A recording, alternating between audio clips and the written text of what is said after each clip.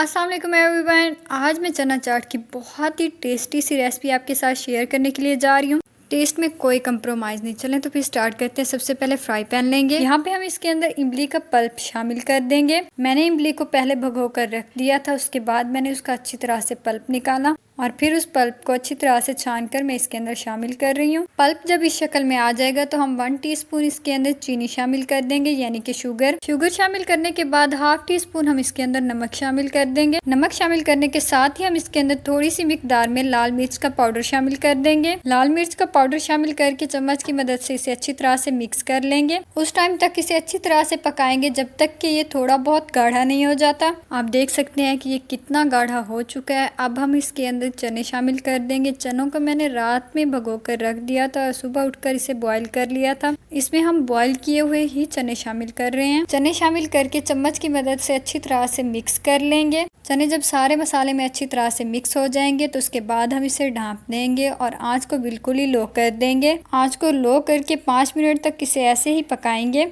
5 minute बाद जब हम दम खोलेंगे तो चने इस शक्ल में आ जाएंगे। पहले हम इन्हें चम्मच की मदद से अच्छी तरह से मिक्स कर लेंगे। अच्छे से मिक्स करने के बाद हम इन्हें सर्विंग डिश में शामिल कर देंगे और इसे अच्छी तरह से ठंडा होने देंगे, फैला देंगे ताकि ये अच्छी तरह से ठंडे हो जाएं। आपने इसमें गरम जो चने हैं वो शामिल नहीं करने। जब तक ये अच्छी तरह से ठंडे ना हो तब तक आपने इसके ऊपर नेक्स्ट प्रोसेस नहीं करना। अगर ऐसे ही गरम गरम हम शामिल कर देंगे तो ये बिल्कुल भी अच्छे नहीं बनेंगे। जब चने अच्छी तरह से ठंडे हो जाएंगे तो उसके बाद हम इसके अंदर शामिल कर देंगे बॉईल किए हुए आलू।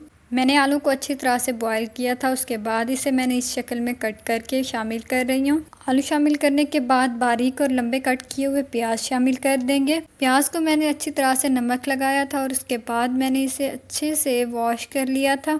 मैंने इसे ठंडे पानी में वॉश किया था, गर्म पानी में वॉश नहीं किया था।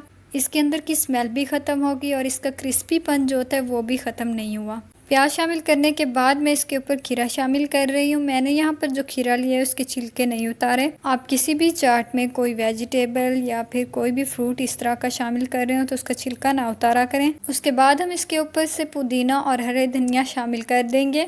अब मैं यहाँ पर शामिल कर रही हूँ टमाटर। मुझे बहुत पसंद है। इसके अंदर कोई भी चाट बनाऊँ मैं उसमें टमाटर शामिल ना करूँ ऐसा हो ही नहीं सकता। साथ ही टमाटर शामिल करने से चाट की लुक जो है वो बहुत ही ज़्यादा खूबसूरत सी लगती है। टेस्ट तो हम लोग अच्छा रखते ही हैं चीज़ का, लेकिन उसे खूबसूरत भी दिखना चाहिए, इसलिए मैं इसमें ये ज़रूर शामिल करती हूँ। साथ ही इसके अंदर हम शामिल कर देंगे हरी मिर्चों को कट करके बारीक बारीक। ये सारी चीज़ें शामिल करने के बाद हम चम्मच की मदद से अच्छी तरह से मिक्स कर लेंगे। जब सारी चीज़ों को अच्छे से मिक्स कर लेंगे तो उसके बाद हम इसके अंदर दही शामिल करेंगे। दही को मैंने फ्रीज़र में रख के चिल ठंडा कर लिया था, उसके बाद मैं इसके अंदर शामिल कर रही हूँ। दही शामिल करने के बाद हम इमली की चटनी इसके ऊपर से इस तरह से शामिल कर देंगे। अगर आपको इमली की चटनी की रेसिपी चाहिए तो वो भी मैं डिस्क्रिप्शन में शामिल कर दूँगी। आप मेरे चैनल पर विज़िट करके वो रेसिपी भी देख सकते हैं।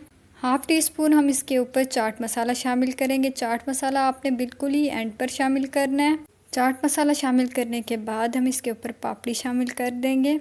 अगर आपको इस पापड़ी की भी रेसिपी चाहिए तो आप मुझे डिस्क्रिप्शन बॉक्स में कमेंट करके बता सकते हैं, मैं आपको इसकी भी रेसिपी बता दूंगी। मैंने ये खुद घर पर तैयार की है। उम्मीद है आपको आज की रेसिपी पसंद आई होगी। लाइक करना और कमेंट करना मत भूलिएगा। साथ ही मेरे चैनल को भी सब्सक्राइब कर दीजिएगा। इंशाल्लाह नेक्स्ट वीडियो में मिलेंगे एक न्यू रेसिपी के साथ। तब तक के लिए अल्लाह हाफिज़।